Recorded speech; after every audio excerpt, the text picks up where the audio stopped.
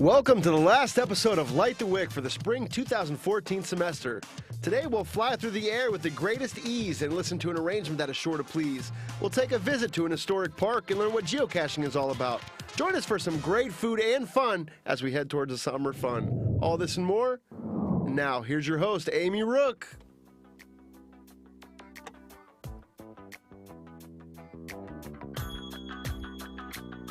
Welcome, and thanks for joining us today. We've got a lot to cover, so first, we're going under, the big top that is.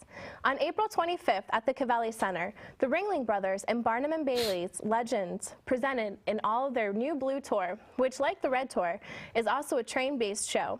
The trains use roughly 60 cars, touring 19 states and 30 cities across the U.S., billed as the greatest show on Earth. The Ringling Brothers purchased Barnum and Bailey's circus in 1907, but ran the two circuses separately until John Ringling merged the two together in 1919. Since then, the act has grown and includes animals ranging from dogs and tigers to elephants. Although many animal welfare groups oppose the use of animals in the circus, Ringling claims that the best care is given to the animals' welfare. The circus believes that promoting human-animal interaction is vital to increasing public awareness. In 1995, Ringling opened the Center for Elephant Conservation for the breeding, research, and retirement of Asian elephants. For more information about Ringling Brothers and Barnum and Bailey, visit www.ringling.com. Perhaps a walk in the park is more your style? Light the Wick also visited one of Youngstown's landmarks by going to Wick Park. The Wick Park Historic District is located on Youngstown's north side and was built in 1889. The park is named after its donor, James Wick, who was a Youngstown area industrialist. Wick Park was also accepted into the National Register of Historic Places in 1990. The architectural styles include late Victorian and bungalow craftsman. Wick Park is maintained by the Youngstown Department of Parks and Recreation and is directly across from Standby Auditorium. And it's there that a musical extravaganza will happen on May 4th. Our own Jenna Frederick has the story. In 3 different rooms, at 4 different times, practices 4 different groups. The Standby Chorus, the Dana School of Music Wind Ensemble, and the Dana Chorus and the Dana Chorale. They are all preparing to perform together, The Armed Man, a Mass for Peace. But what exactly is the Armed Man? It's a very unique production, just the fact that it's been composed by somebody who's still alive today, the fact that we are celebrating, or we're actually going through the history of war through a piece that is actually put together in a mass form, and that we can actually perform this with the YSU students is something that's been that's what we're really looking forward to at this time. So this music incorporates not only traditional mass text, it adds with English text all poem related to war, and then also it also includes a Muslim prayer also. So when this music was made, the intention was, let's make not just Christian mass, but let's make something more inclusive. So one movement is Muslim prayer, a cappella, and then some movements are talking about a poem by Japanese person who was dying under Hiroshima atomic bomb. So the person was looking at the disaster under clouds, what's going on, and then the person wrote a poem, and that poem is included in one scene. And then there is one movement is from old Indian text. So it's very, very inclusive. That's another part of interesting aspects of this music. This production is being directed by Dr. Hae-Jong Lee and Dr. Stephen Gage. The Armed Man happens to include more than just beautiful music.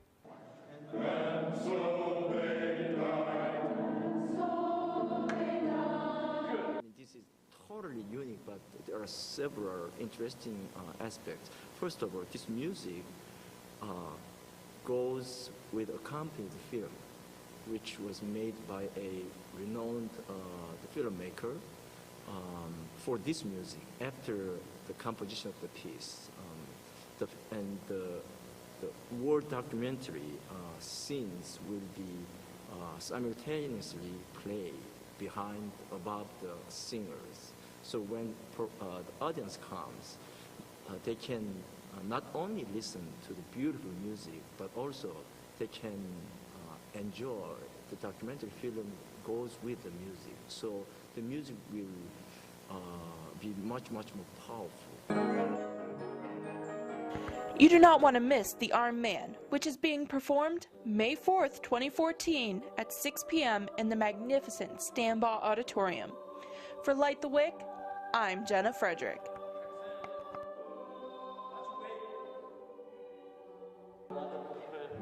Tickets for The Armed Man are $10. For more information, call 330-259-0555, or you can visit the Stambaugh website at stambaugh-auditorium.com.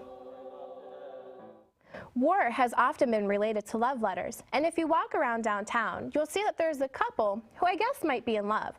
But who the heck is Eddie and Debbie? Our very own Peter Nadowd hit the streets of Youngstown to find out more about the Eddie Loves Debbie writing seen all over. Signs that read Eddie Loves Debbie.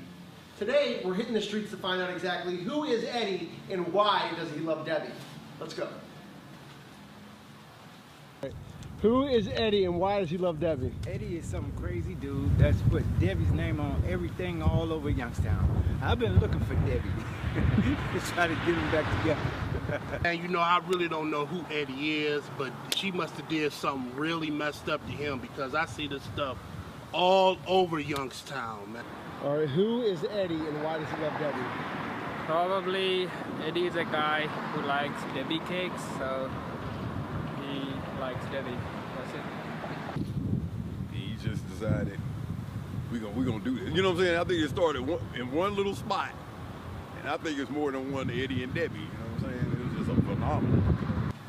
Eddie is a hitman. Debbie has a great personality. Eddie actually hates Debbie. Eddie is the student body. Okay. Debbie is President Dunn.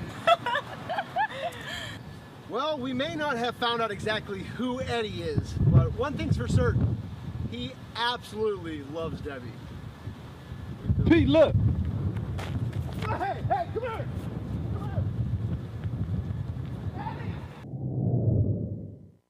Maybe we'll come across Eddie during this next story. Who knows? Because when you think of treasure hunting, normally you don't think of going to downtown Youngstown or the surrounding areas. However, that's what our own Tyler Hawkins and I did just this past week, and it's called geocaching. Using the free app from the Apple or Android markets, you can go on an outdoor scavenger hunt and search for a hidden container, also known as a cache, in places that you've never been before or that could be right in your own backyard. Tyler and I did 5 different geocaching challenges, and 2 of them were right here on YSU's campus. One was located near Sweeney Hall, and the other was just a brief walk down to the Beagley College of Education's McKay Family Court. Eventually, we ended up at the Steel Museum trying to find a hidden cache there, but weren't that lucky. For more information on how you can get started geocaching and have better luck than Tyler and I did, you can go visit www.geocaching.com to set up your free account today. If you do go geocaching on campus, you'll probably get a little bit hungry. A lot of students love to dine at Soleil Cafe. Our Stephen Poole took a close-up look at this fun and healthy hotspot.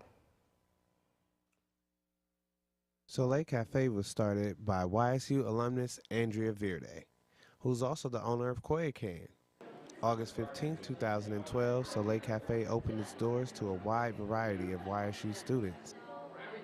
We spoke to one of the co-owners of Soleil Cafe, and she gave us a little bit of insight of how things got started. Well, the owner, Andrea Verde, had gone to school here at YSU. She's an alumni from here, and she studied nutrition. And so after opening Koyacan, I think she just felt her passion growing in using what she learned from this school. But now my fiance and I are going to be trying to keep that dream living, right? Trying to keep this positive influence and this healthy food available for all the students and just community members who come through here. Soleil Cafe is located at 131 Lincoln Avenue, right behind Jimmy John's.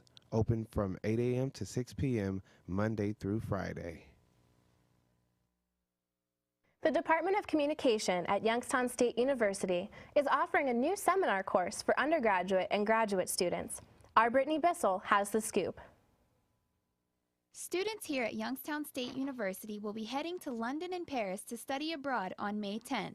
Dr. Max Grubb is leading the program, Global Media Systems. He shared some insight on the trip with us. This is my first year at Youngstown State University in conducting this seminar class, but in the past I've done it for 10 years. The only requirement is that you be a student in good standing. It's offered across the university.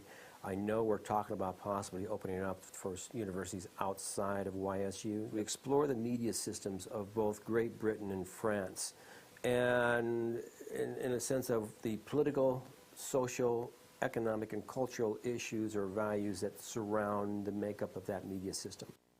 Dr. Grubb also dished on some of the historical sites that students will visit while on the study abroad trip.